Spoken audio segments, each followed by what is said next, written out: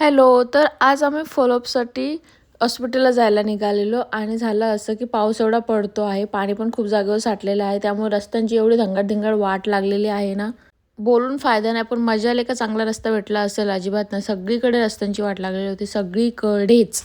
त्यामुळे आता घरातून बाहेर निघायचं बोललं की टेन्शन येतं की एवढे खराब रस्ते आणि कसं जायचं.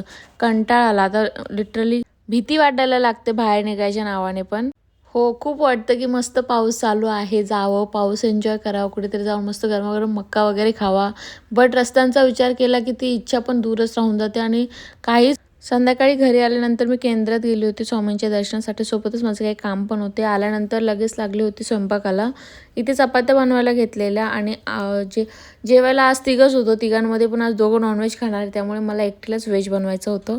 इकडे चपाती बनवून झाल्यानंतर मी कारल्याची भाजी बनवायला घेतली. तेल गरम झालेले, जिरे राई टाकले, त्यानंतर कढीपत्ता टाकला, त्यानंतर स्लाइस कांदा टाकला आणि मस्त त्याला कॅरमल करून घ्यायचा आहे.